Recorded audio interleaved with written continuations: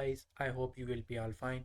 So today we are going to start our ML Ops course, and this is our first week, and we will start from the phase 1 foundation, and in week 1 we will discuss about the Linux and the terminal. So without wasting the time, we start our week 1. So if you are new here and want to do this course, so please subscribe this channel and follow this playlist.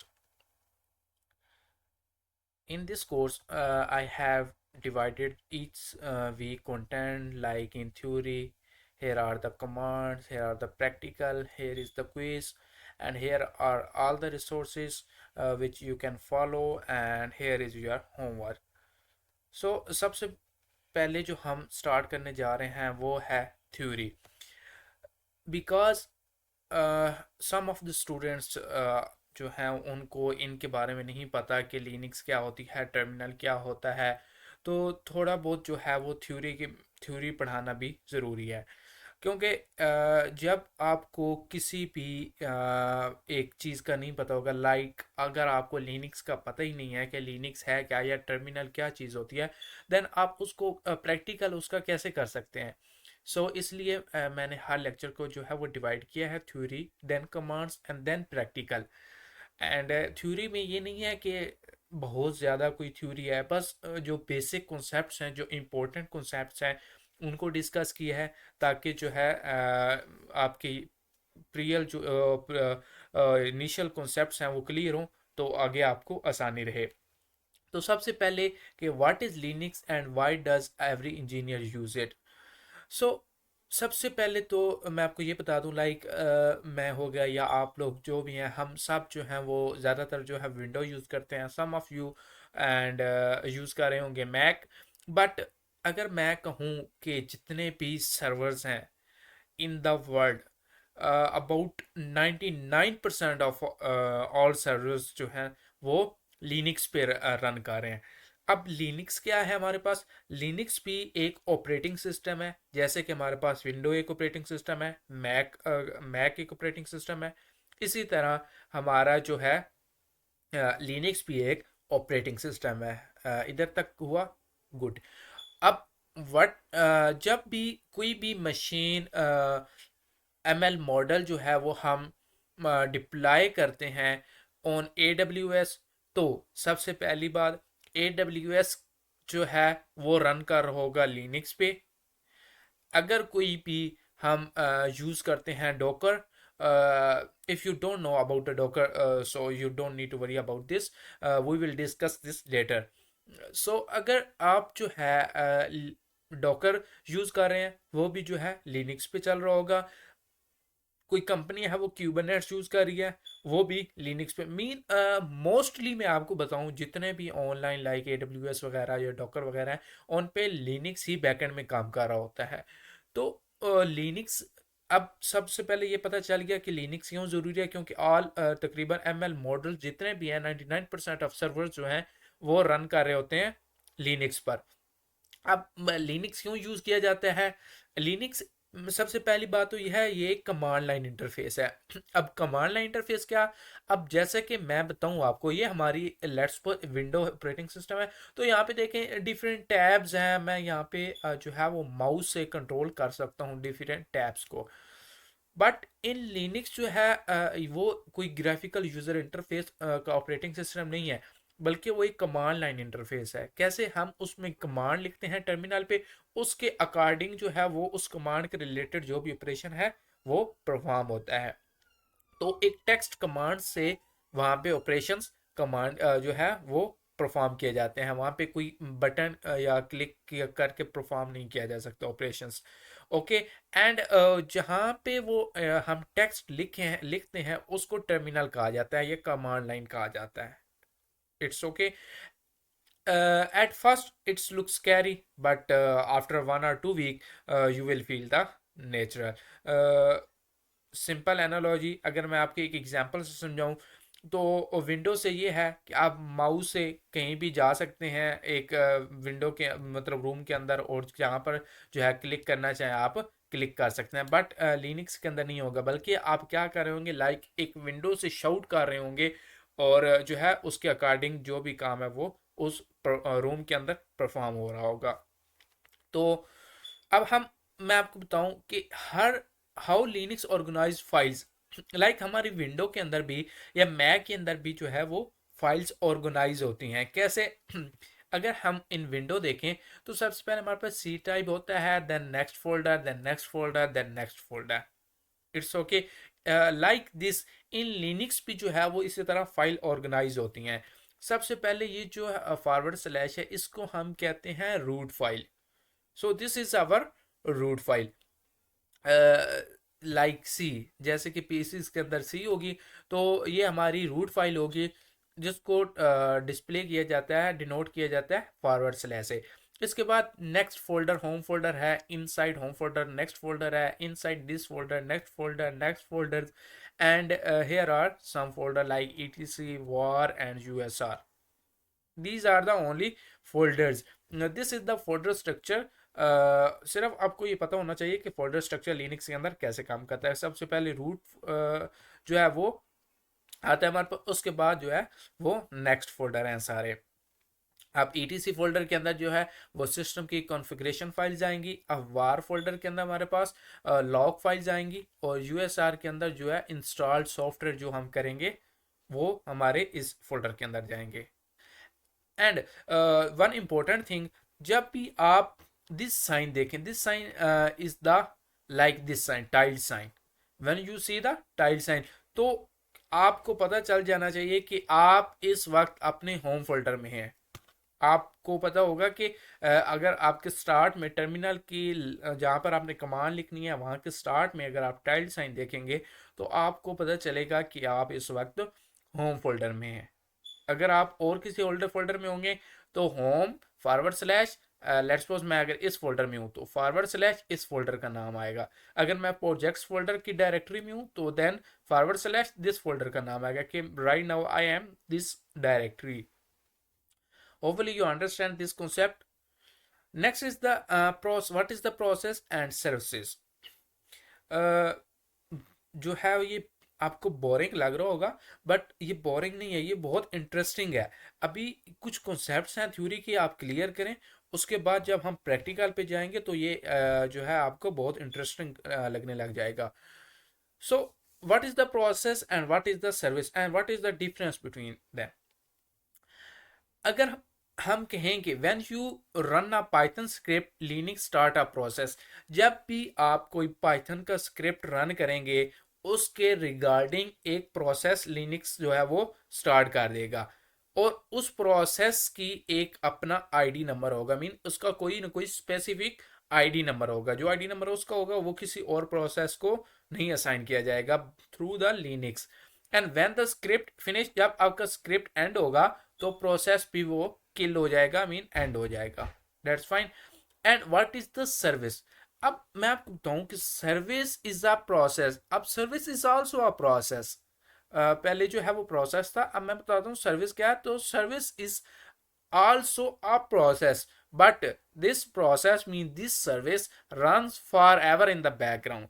Mean ये जो है जो process है ये for ever run करेगा background में, ये कभी बंद ही नहीं होगा। लाइक अगर मैं कोई एग्जांपल दूं कि लेट सपोज आपने कोई मशीन लर्निंग मॉडल बनाया है, उसके अंदर कोई आपने एपीआई यूज किया, तो वो एपीआई वेट करती रहेगी 24/7 किसी भी क्वेश्चन का, ताकि उसके रिगार्डिंग वो उसको आंसर कर सके।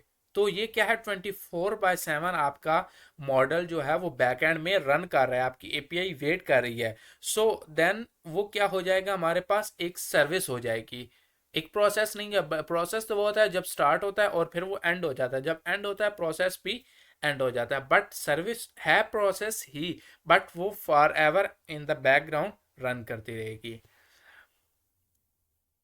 And in M L ops जो आपके मॉडल होते हैं वो एज अ सर्विस ही होते हैं, क्योंकि बैकएंड में वो forward run for ever run कर रहे होते हैं। अगर आपके बैकएंड में वो फॉर एवर रन कर रहे हैं तो सम टाइम आप आपको क्या करना पड़ेगा, आपको उनको पहले तो स्टार्ट करना पड़ेगा, सम टाइम उनको स्टॉप करना पड़ेगा, सम टाइम आपको चेक करना पड़ेगा कि वो वर्किंग कर रहे हैं या नहीं, या आपको कोई लॉग फाइल्स को रीड करना पड़ेगा। तो ये सब काम कैसे होंगे? ये सब काम आप थ्रू कमांड्स कर सकते हैं। जब हम कमांड सेक्शन में जाएंगे तो ये सारे काम हम करके सीखेंगे। Next is the important concept is the permission. What is the permission, and why you get something get permission denied message on your screen? Linux controls who can read, write or run each file. Some time आपने देखा होगा कि अगर आपने Linux का भी use किया है तो आप किसी फाइल को एक्सेस करते हैं तो वहाँ पे एक मैसेज आता है कि परमिशन डिनाइड, मीन आपको इस फाइल की एक्सेस की परमिशन नहीं दी गई। सम टाइम आपको पीसी में भी अगर आप उसकी प्रॉपर्टीज़ में जाके उसकी परमिशंस को चेंज करते हैं तो ये मैसेज आपको देखने को मिलता है। तो ये वही चीज़ है, परमिशन मीन जो एडमिन होता है वो किसी फाइल की परमिशन चेंज कर सकता है। लेट्स सपोज वो कह सकता है कि जो ग्रुप्स हैं उनके लिए परमिशन है कि वो इस फाइल को एग्जीक्यूट नहीं कर सकते, सिर्फ रीड कर सकते हैं। तो ये परमिशंस हैं। इस तरह कितनी टाइप की परमिशंस होती हैं? रीड परमिशन होती है, राइट परमिशन होती है एंड एग्जीक्यूट परमिशन होती है। 3 टाइप ऑफ द परमिशंस होती हैं हमारे पास। तो बस यही कैसे कंट्रोल की जाती हैं अब हम यहाँ पे ये सीखेंगे। सबसे पहले तो आप देखें कि रीड के लिए हम आर यूज़ करते हैं, राइट के लिए हम डब्ल्यू यूज़ करते हैं और एग्जीक्यूट के लिए हम एक्स यूज़ करते हैं। और सबसे पहली चीज़ यहाँ पे आप एक स्लैश साइन देख रहे होंगे, लाइक माइनस का साइन। तो इसका मतलब है कि ये जो है स्क्रिप्ट डॉट एस एच ये एक फाइल है। अगर मैं यहाँ पे माइनस साइन की जगह डी लिख देता देन मैं कहता कि ये एक डायरेक्टरी है, मीन ये कोई एक फोल्डर है। तो अभी यहाँ पे माइनस है तो ये डिनोट कर रहा है कि जिसकी परमिशन चेंज की जा रही है ये एक फाइल है, और उस फाइल का नाम ये हमने लास्ट पे लिखा है स्क्रिप्ट डॉट एस एच। अब हमने आप यहाँ पे देख के कंफ्यूज हो रहे होंगे R W X, R minus X and R minus X क्या चीज़ है। तो आपने इसको डिवाइड करना है into 3 parts. One part is R W X, second part is R minus X and the third part is R minus X. So read, write and execute पहली 3 permission. अब ये जो पहली 3 परमिशन हैं रीड, राइट एंड एग्जीक्यूट, ये किसके लिए दी जा रही हैं? ये मैं अगर आपको कहूं कि you can read, write and execute mean me, I am the admin, I am the user of this file, so I create this file. So these permissions are given to me, read, write and execute. तो ये 3 permission जो है, first मैंने खुद को तीनों permission दी हैं, read भी, राइट भी और एग्जीक्यूट भी। The next part of this command is R minus X, mean R read की परमिशन है but W is missing. W mean write की परमिशन नहीं है बट एग्जीक्यूट की परमिशन है। अब ये कौन से यूजर हैं जो इस फाइल को रीड तो कर सकते हैं, एग्जीक्यूट भी कर सकते हैं, बट इस फाइल में कुछ राइट नहीं कर सकते? तो ये सेकंड पार्ट जो है ये जो है वो शो करेगा ग्रुप को। एक ग्रुप आप बनाते हैं, कोई भी एडमिन हो वो ग्रुप बनाता है, लिनक्स के अंदर ग्रुप बना सकता है। तो उस ग्रुप को ये परमिशन दे रहे हैं कि ये जो ग्रुप्स हैं वो इस फाइल को रीड और एग्जीक्यूट कर सकते हैं। And the third part is read and execute, right जो है ये भी नहीं कर सकते। ये कौन है? ये वो है mean everyone, everyone who have access to this file can read and execute this file only, they can't write this file. So इस तरह आप जो है वो सारी परमिशंस इस फाइल की चेंज कर सकते हैं। अगर आप चाहते हैं कि एवरीवन जो एग्जीक्यूट ही ना कर सकें, सिर्फ रीड कर सकें, तो आप एक्स की जगह क्या है माइनस लिख देंगे, सिंपल। तो ये था परमिशंस अगर आप सारी एक साथ देना चाहें। अगर आप चाहते हैं कि मैं सिर्फ एक परमिशन चेंज करना चाहता हूं तो उसके लिए जो कमांड यूज होती है वो chmod ये जो है कमांड यूज होती है for changing the permission of any file और द डायरेक्टरी। सो कंफ्यूज नहीं हो जब हम इन जो कमांड्स हैं रन करेंगे अपने लिनक्स सर्वर पे, तो अब आपको जो है वो इजी लगेगा। अभी आपने ये सिर्फ कॉन्सेप्ट जो है वो जेन में रखना है। सो सी एच मोड कमांड जो है वो यूज होती है किसी भी फाइल या डायरेक्टरी की परमिशंस को चेंज करने के लिए।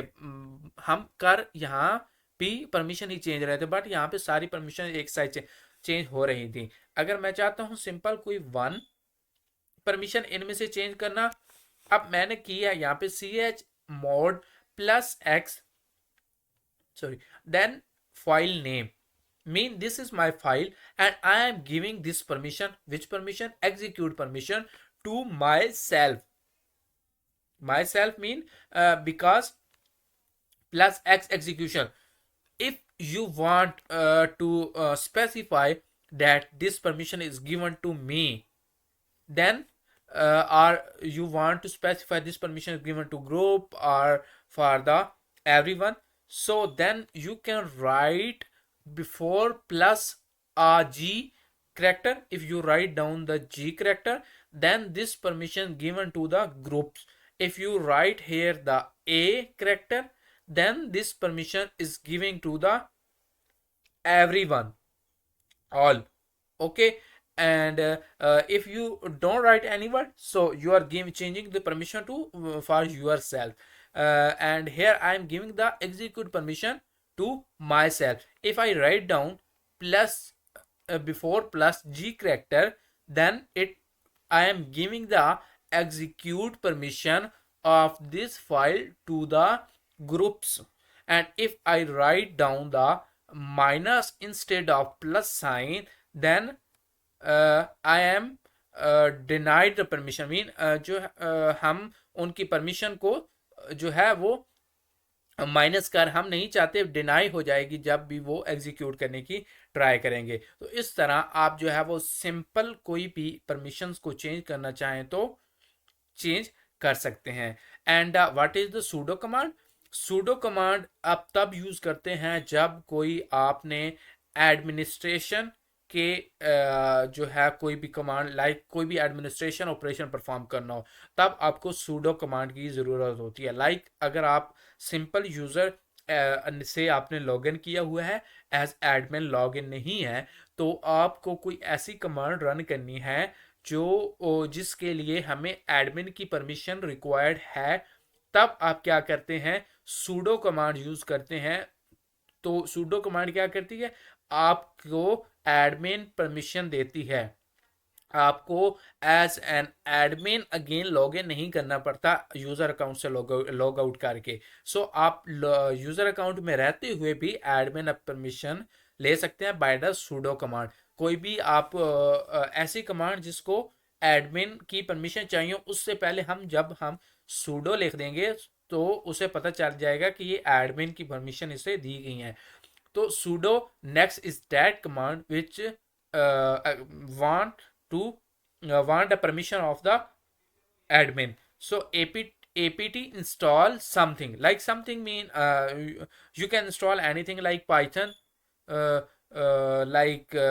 you can install the Python, you can install any library, and then for installing anything you can use in Linux apt। अगर आपने विंडो यूज़ किया तो उसके टर्मिनल पे समटाइम अगर आपने यूज़ किया तो आप लिखते हैं पिप इंस्टॉल समथिंग, तो इसकी जगह एपीटी आप यूज़ कर सकते हैं या पिप भी आप यूज़ कर सकते हैं, PIPP, pip install Python, pip install some library name, something anything you want to install. And if anything you want to install, if that need the permission of the admin, then you have to write the sudo keyword। and if you are using the sudo keyword, you need to be careful, क्योंकि आपके पास admin की permission आ रही है, तो आप कोई ऐसी file delete ना कर दें या कोई ऐसा ऑपरेशन परफॉर्म ना कर दें जो आपके लिए हार्मफुल हो फॉर द या जो सिस्टम के लिए हार्मफुल हो। So be careful when you are using the sudo command. Next is the last topic of the theory, environment variables. एक आप कह लें कि प्रोफेशनल वे है सीक्रेट्स को स्टोर करने के लिए। कैसे, मैं बताता हूँ। सबसे पहली बात तो ये है कि वेरिएबल्स क्या चीज़ है। वेरिएबल जो हैं वो लाइक अ कंटेनर होते हैं जो कि किसी भी इंफॉर्मेशन को स्टोर करने के लिए यूज़ होते हैं। तो अगर आपने कोई भी वेरिएबल बनाया, उसमें वेरिएबल के अंदर वैल्यू सेव की, और वो वैल्यू जब तक आपका टर्मिनल रन कर रहा है तो उसके अंदर तो रहेगी, बट जब आप टर्मिनल को क्लोज करेंगे तो वो वैल्यू भी ख़त्म हो जाएगी। तो इसको हम कहेंगे इन्वायरमेंट वेरिएबल्स। मीन जब तक टर्मिनल ऑन है उसके अंदर वैल्यूज रहेगी, जब टर्मिनल क्लोज हुआ वो वेरिएबल के अंदर वैल्यू भी टर्मिनेट हो जाएगी। तो ये क्यों ज़रूरी होता है? लाइक आपके जितने सीक्रेट्स होते हैं, आपके जो AWS की कीज़ होती हैं, डेटाबेस के पासवर्ड्स होते हैं, या जो आपकी API URLs होते हैं, उनको आप डायरेक्टली पाइथन कोड में नहीं लिखें। क्यों? क्योंकि जब आप अपना कोड गिट हब पर डिप्लॉय करेंगे तो आपके सीक्रेट्स जो हैं वो गिट हब पर चले जाएंगे, और गिट हब पर वो आपकी जो गिट होगी वो पब्लिक होगी। तो पब्लिकली लोग जो हैं आपकी सीक्रेट्स को एक्सेस करके उनको यूज़ कर सकेंगे। So it's not a good sign. So आपको क्या करना चाहिए? आपको इन्वायरमेंट वेरिएबल बनवाने चाहिए, उनके अंदर अपने सीक्रेट्स को स्टोर करना चाहिए। लाइक यहाँ पे बस एक आप बस देख लें कि कैसे वेरिएबल है। बाकी जब हम वेरिएबल्स बनाएंगे इन लिनक्स के अंदर तो आपको पता चलेगा कि वेरिएबल्स कैसे बनाए जाते हैं। यहाँ पे अगर आपने टर्मिनल के अंदर वेरिएबल बनाना है तो एक्सपोर्ट की वर्ड यूज़ किया जाता है। Export then the variable name, and here I am assigning this value into this variable. So यहाँ पे क्या होगा, माई नेम का एक कंटेनर मीन वेरिएबल बनेगा, और उसके अंदर जो है बिलाल नाम की एक स्ट्रिंग जो है, आप कह लें ये जो वैल्यू है इसके अंदर सेव हो जाएगी। इसी तरह हमारे पास ये भी 3 वेरिएबल इस तरह हमने बनाए। अब अगर आप लोगों ने जो है पाइथन पढ़ी है तो पाइथन के अंदर जब भी आप कोई चीज़ प्रिंट करना चाहते हैं स्क्रीन के ऊपर तो आप प्रिंट कमांड का यूज़ करते हैं। एंड इन लिनक्स टर्मिनल अगर आप कोई चीज़ प्रिंट करना चाहते हैं तो आपको इको कमांड का यूज़ करना पड़ेगा। Eco, ECHO, eco. इको बाकी सारा सेम है, डबल कोट्स के अंदर हेलो लिखा, ये same as it is print हो जाएगा।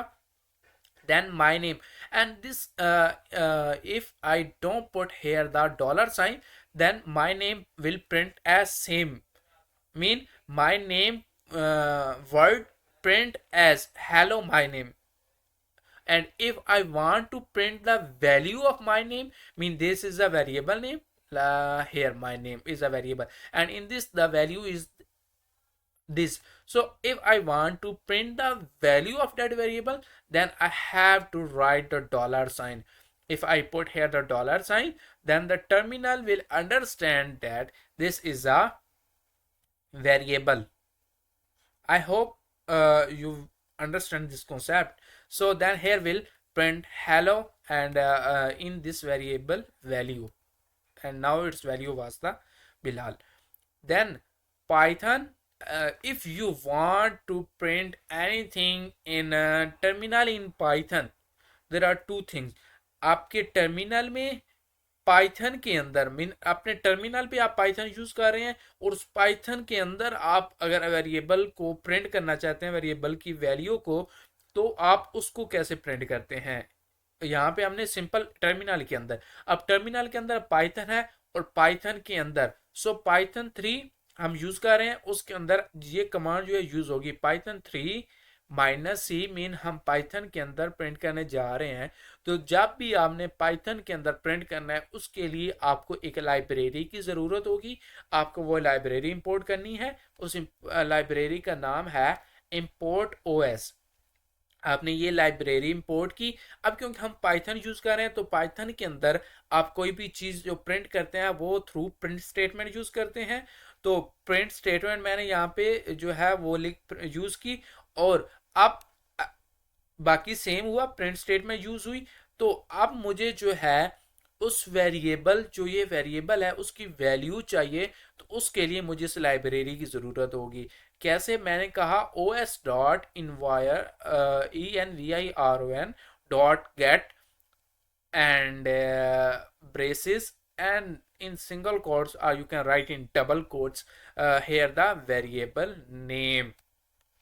इधर आपको डॉलर साइन की ज़रूरत नहीं है। आप अब ये क्या करेगा, ये लाइब्रेरी जो ओएस है ऑपरेटिंग सिस्टम की, ये जाएगी और बैक, और वहाँ से अपने सिस्टम से जो है इस वेरिएबल की वैल्यू ला के यहाँ पे रखेगी और प्रिंट हो जाएगी यहाँ पे। Simple. So this is the all theory section. So if you have any question regarding this, you can comment below, or you can ask me in the group. I have added the group discussion group link in the description. And if you like this video, so please like and subscribe this YouTube channel, and share with your friends, and comment below that I am this is my first week and the part 1. Okay. And इससे मुझे पता चलेगा कि आप लोग जो है वो सीरियस हैं इस कोर्स के लिए, और आप कोर्स को फॉलो करना चाहते हैं। तो नेक्स्ट जो है हम कमांड्स, और जो है उसमें प्रैक्टिकल, नेक्स्ट वीडियो के पार्ट में हम जो है वो कमांड्स सीखेंगे थोड़ी सी, और उन कमांड्स का जो है वो प्रैक्टिकल करेंगे। जो भी इंपॉर्टेंट कमांड्स हैं और प्रैक्टिकल जो है हम नेक्स्ट सेशन में क्लियर करेंगे। देन हम जो है क्विज, रिसोर्सेज एंड आपको होमवर्क दिया जाएगा। इससे आपका जो है वीक 1 कंप्लीट हो जाएगा। सो आज का काम आपका क्या है? आज आपने बस सिंपल जो ये 2-3 चीज़ें पढ़ी हैं, परमिशंस कैसे दी जाती हैं, उसके बाद जो है वेरिएबल्स कैसे बनाए जाते हैं, और जो ये ऊपर कॉन्सेप्ट्स पढ़े हैं कि और फाइल्स कैसे ऑर्गेनाइज होती हैं, और लिनक्स क्या है, टर्मिनल क्या है, और the important concept process and the services, ये आपको क्लियर होने चाहिए। सो अपना ख्याल रखें, मिलते हैं नेक्स्ट वीडियो में। अल्लाह हाफिज़।